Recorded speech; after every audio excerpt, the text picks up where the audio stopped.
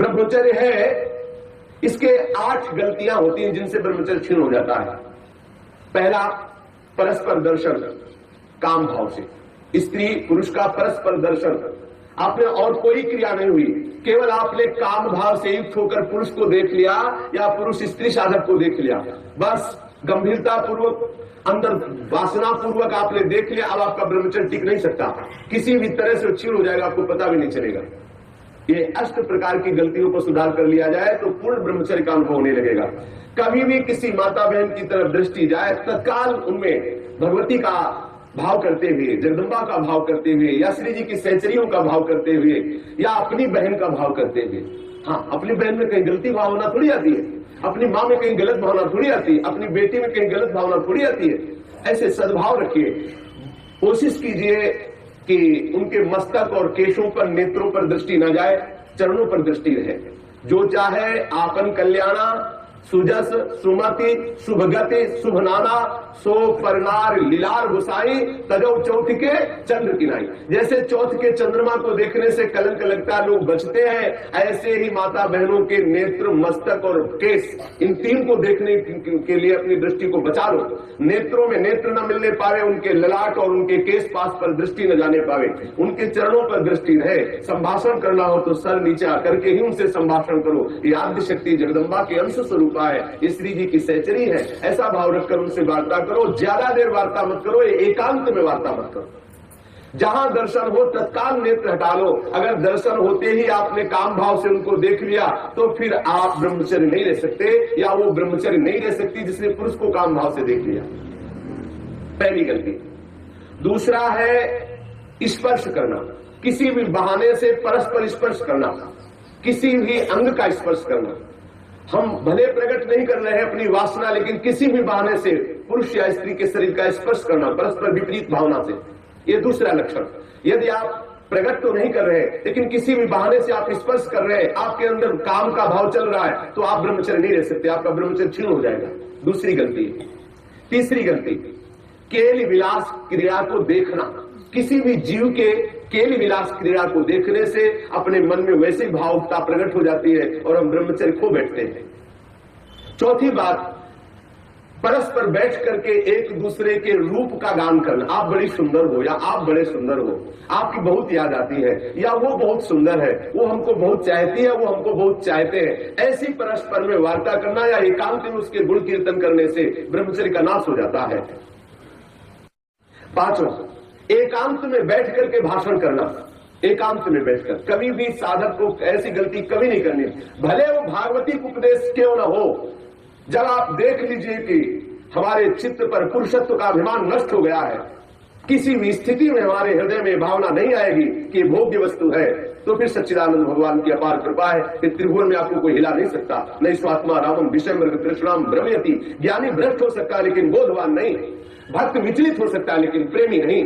जो प्रेम से युक्त हो चुका है, जो बोध संपन्न महापुरुष है, क्योंकि जब सर्वत्र सच्चिदानंद में भगवान श्री कृष्ण दिख रहे हैं तो कौन किसको भ्रष्ट कर सकता है। जब तक स्त्री पुरुष का अहम है तभी तक ऐसी भावना का जो भयावह स्वरूप है उससे बचना चाहिए, तभी तक ऐसी भावना हमारे हृदय में हावी होती है। इसलिए साधक को कभी भी एकांत में, स्त्री शरीर साधक को कभी भी पुरुष शरीर साधक से एकांत में कभी भी भाषण नहीं करना चाहिए। अगर करने का अवसर आए तो मैदान में आ जाना चाहिए, खुले में आ जाना चाहिए, जहां सब लोग आपको देख रहे हो, जिससे आपके हृदय में गलती नहीं होने पाएगी। यदि आप ऐसा कर रहे हैं, भले भागवती उपदेश ही कर रहे हैं, तो भी आप ब्रह्मचर्य नहीं रह सकते, ऐसा शास्त्र का आदेश है।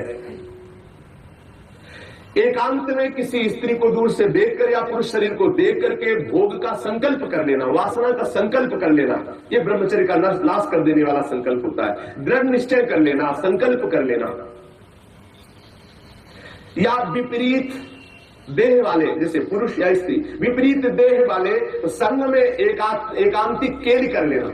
ये 8 प्रकार के जो ब्रह्मचर्य नष्ट करने वाले भाव है, इनसे पूर्णतया बचा जाए। जो ब्रह्मचर्य रहना चाहे कभी भी कामुक दृष्टि से परस्पर शरीरों को ना देखे। स्त्री शरीर साधक या पुरुष शरीर साधक परस्पर किसी को कामुक दृष्टि से न देखे।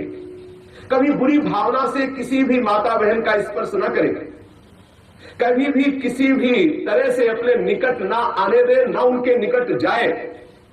ये बहुत काम की बात है, इससे साधारण मत समझिए। हम भजन करते हुए भी जो आनंद का अनुभव नहीं कर पा रहे, यही गलती है। यही हम हम यही मिस्टेक कर रहे हैं। भले हम किसी का संपर्क नहीं कर रहे, लेकिन हमारे अंदर वासना की गणित लगती रहती है, इसीलिए हमें परमानंद का अनुभव नहीं हो रहा। हमें सावधानी रखनी है। देखो, ये ऐसा कोई अपने में ना जाए कि मैं सिद्ध हो गया हूं, मैं जैसा मनमानी आचरण चाहूं कर सकता हूं। भगवान व्यासदेव जी ने लिखा है कि बड़े बड़े विद्वान भी इस आकर्षण में अपने आप को ढीला मानते हैं और गिर सकते हैं। इसलिए सावधानी पूर्वक, विद्वानों को भी ये जो आकर्षण है खींच सकता है, इसलिए सावधान रहे। कभी भी ब्रह्मचर्य व्रत धारण करने वाले उपासक को या गृहस्थ धर्म धारण करने वाले गृहस्थी को भी अपनी पत्नी के सिवा कभी और के साथ एकांत में संभाषण नहीं करना चाहिए। किसी को काम भरी दृष्टि से नहीं देखना चाहिए, किसी के काम भाव से स्पर्श नहीं करना चाहिए, किसी को काम भाव से न समीप आने देना चाहिए न समीप जाना चाहिए। कभी किसी को एकांत में परस्पर विरोधी शरीर वाले को, स्त्री पुरुष शरीर वाले को खेलना नहीं चाहिए। कोई भी खेल अकेले में नहीं खेलना चाहिए। कभी भी एकांत में बैठकर मजाक नहीं करना चाहिए। कभी भी एकांत में बैठकर बातचीत नहीं करनी चाहिए। अपने मन को ही आप मित्र और शत्रु समझो। विषयों में लगा हुआ मन शत्रु है और प्रभु के भजन में लगा हुआ मन मित्र है। इसलिए सावधान, कभी भी एकांत में ब्रह्मचर्य धारण करने वाले को स्त्री का संग कदापि नहीं करना चाहिए, नहीं तो उसके हृदय में वासना जागृत हो ही जाएगी। इसलिए सावधानी रखनी चाहिए।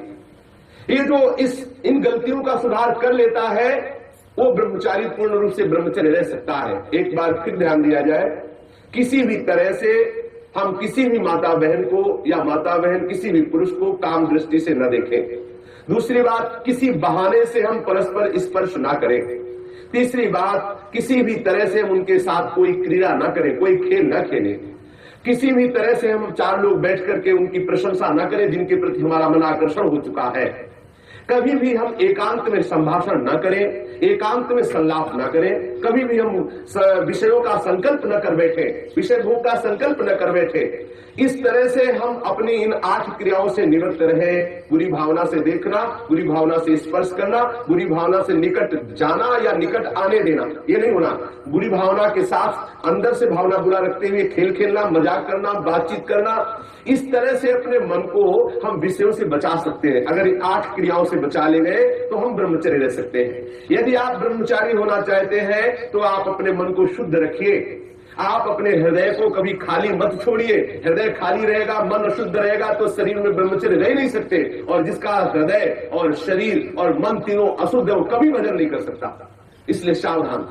आज तो और बहुत बुरी दशा और ये भक्ति के नाम पर वासना का पोषण करते हैं। भक्ति के नाम पर हम सखी तुम सखा, ये समझ जाने कौन सा नाटक। भगवान कैसे कैसे प्रपंच चल गए हैं, कैसे कैसे प्रपंचिक लोग अपनी वासना की पूर्ति के लिए भक्ति का आडंबर कर रहे हैं। भक्ति को हंसी मजाक समझा जा रहा है।